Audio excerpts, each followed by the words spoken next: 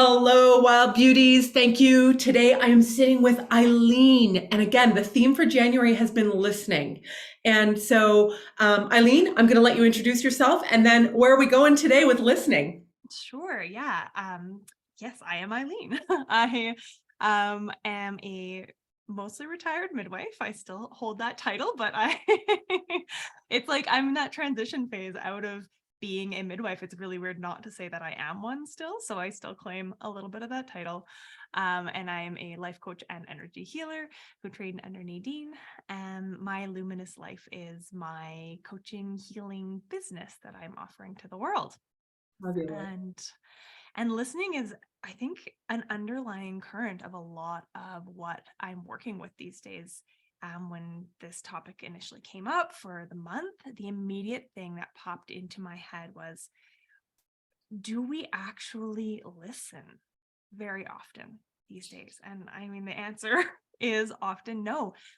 And a big part of that, I think, is because we don't give ourselves the time and the space to actually slow down enough to listen. And so a lot of the medicine that I'm working with is helping people to slow down and take rest and give ourselves the space and the energy to listen. And so when we think about listening, this could be external or this could be internal. But think to yourself, when was the last time that you really listened, that you listened to understand and not to respond, that you listened to hear and not to refute, that you listened to connect and not just to form a rebuttal or a response or coerce somebody or try to convince them of your point. And that can be somebody or that can be your body as well. And so slowing down enough to listen to that internal wisdom and guidance and actually hear what it's telling us, I think is something that most of us are out of touch with a little bit these days. I love that. And so I'm going to get like super deep and juicy with you right off the bat. And I'm going to tell you. So, I mean, most people know that I was also a midwife for many, many years. You've been a midwife for many, many years. It was how we met is Mhm. through our professional careers. When I started burning out from midwifery and it was time for me to not be practicing as a midwife the way I had been anymore, I didn't want to hear what I was hearing at all. I was like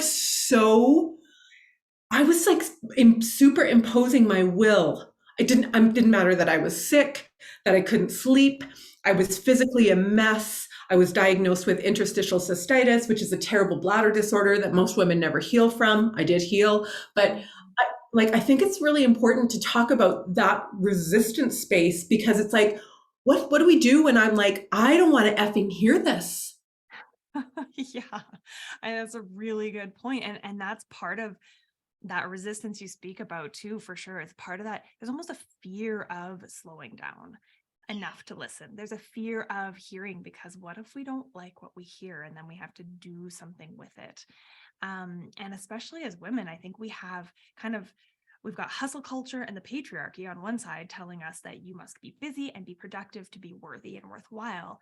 And then we also have that kind of the mother wound idea, or I call it good girl syndrome, where from a young age, we're told to put other people's needs ahead of our own, to sacrifice our own well-being for those of others all the time, to be good, to be quiet, to be kind, to be liked, in order to be worthy. So I feel like we have this resistance to slowing down. What if we find something wrong? We actually have to tend to ourselves, and that can be really overwhelming and scary for sure.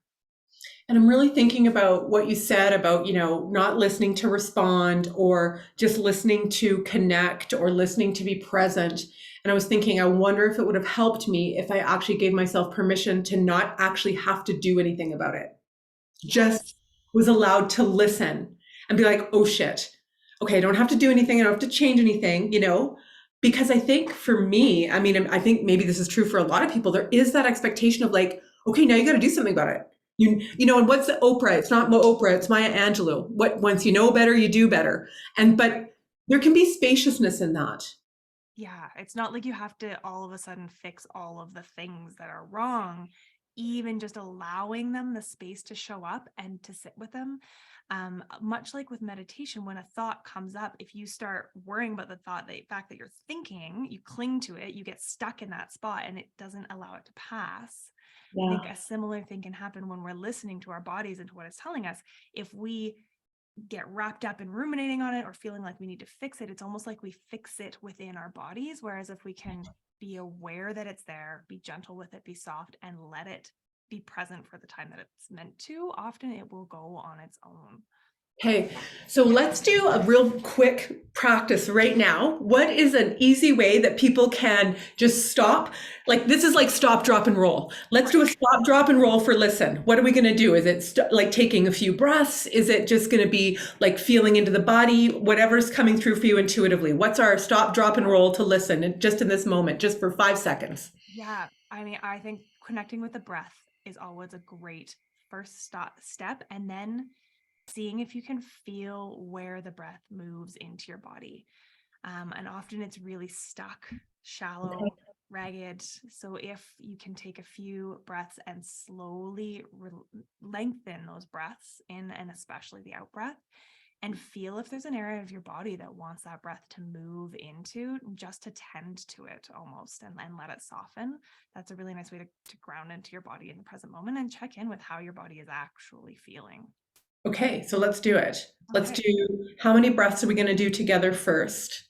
Let's do 3 because I breathe really slow. Okay. Okay, I'm going to let you guide and I'm going to follow you. So you go ahead. Perfect. All right. So we'll breathe in through the nose and out through the mouth. And again, in through the nose, and let that breath really fill your lungs, let your rib cage move and expand. And as you breathe out through your mouth, let any tension that you're holding in your torso escape with the breath. And then one more breath in, and imagine breathing right down into your toes, connecting with the ground beneath you. And as you breathe out, pull that energy up from the ground below you through your body, energizing yourself as the breath moves out through your mouth.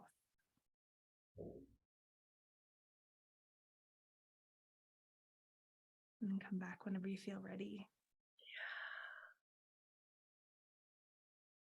It's really neat. At the end, I could feel how you were saying about where it was sticky in the body, and I was heart and in my belly.